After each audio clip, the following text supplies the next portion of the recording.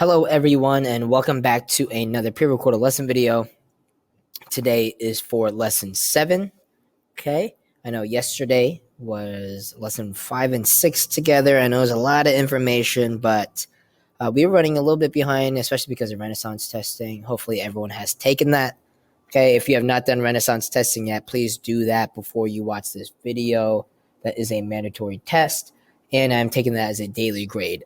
So basically, if you have done the Renaissance testing, you just got a free 100. But if you have not, go to your course homepage, and there is a Renaissance testing assignment. Just follow the instructions. Okay, but for today, it's lesson 7.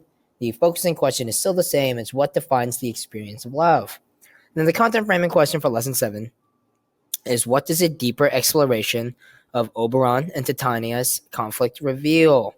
Right? We introduced some new characters, especially Oberon and Titania last lesson, and we're going to be going into their conflict, their fight, their argument, right?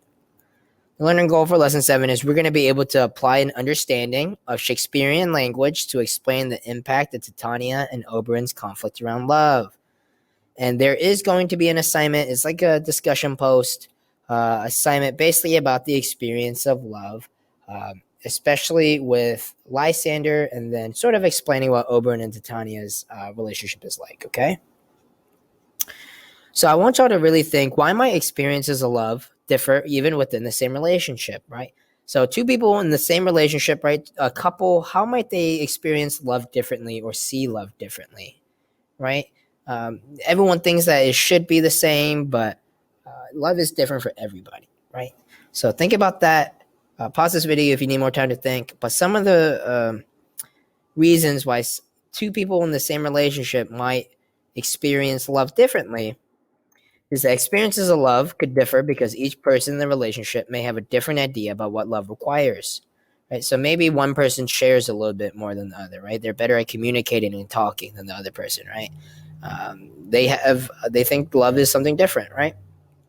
Second is experiences of love could be different in the same relationship because the two people might not talk much or express their ideas about love to each other. Remember, a big problem in a lot of relationships is communication.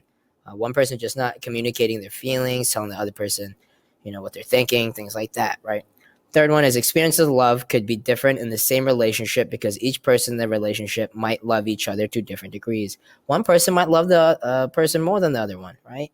People might be at different places. Maybe someone is ready to say, I love you, but the other one's not there yet, right? That is how two people in the same relationship might see love differently, right? Love is an experience, and everyone goes through a different experience, okay? So let's review what we learned yesterday because it was a lot of information. So these are the new characters that were introduced. Oberon is the king of the fairies, Titania's husband, but he's a bad husband, right? He constantly cheats on her with different women, especially Hippolyta. Right? He's married to Titania, but he cheats on her with Hippolyta a lot. Titania is queen of the fairies, Oberon's wife, but she's not any better, right? She cheats on Oberon all the time with Theseus. She's in love with Theseus. Next character we introduce is Puck, or Robin Goodfellow, or the Hobgoblin. He's Oberon's sidekick or servant, and he's the one that does everything Oberon tells him to do, right? He causes a lot of problems as well.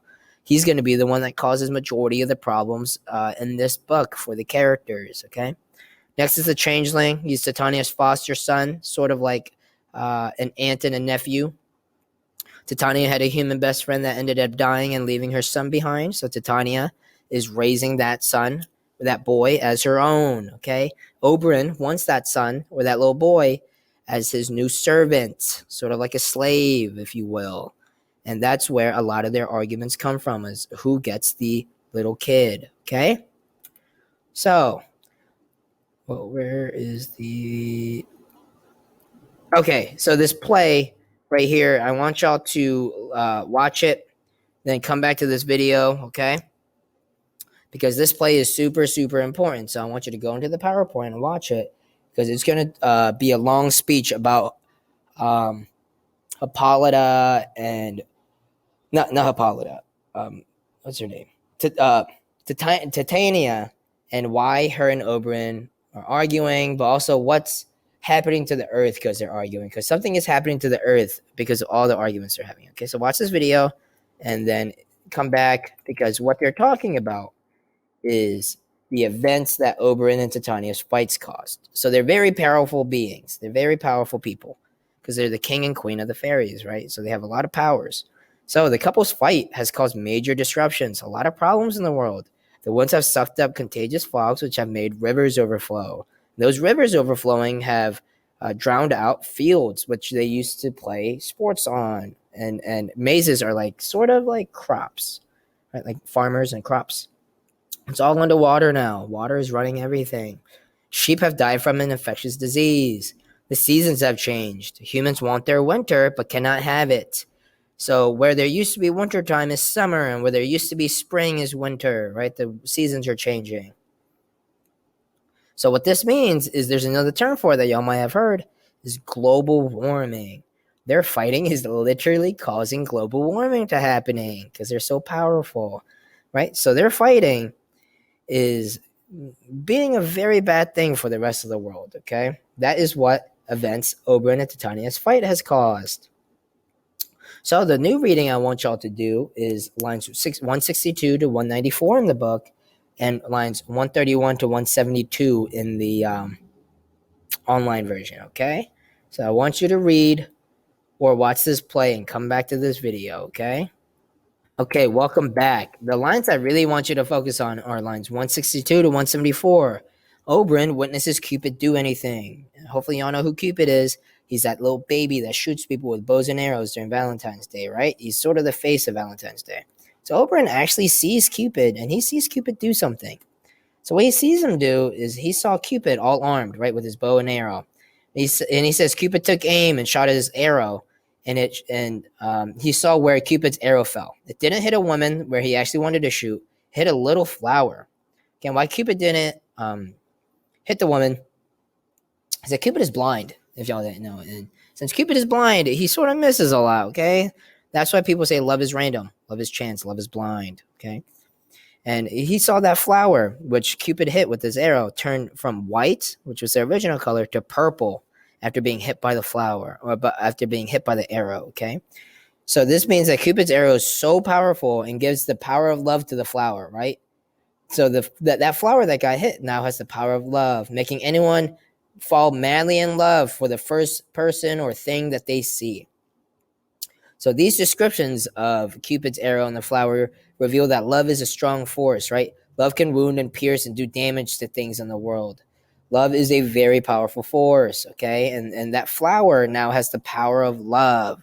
And that flower is going to come up quite a bit, right? And Oberyn, after seeing that, tells Robin, hey, go get me this flower for me. Okay, and why is it so important to Oberyn that Robin fetch this flower?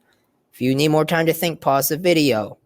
But why Oberyn wants Robin or Puck to fetch this flower is that he wants Robin to get him the flower so he can use the magical flower that makes anyone fall in love and use it on Titania.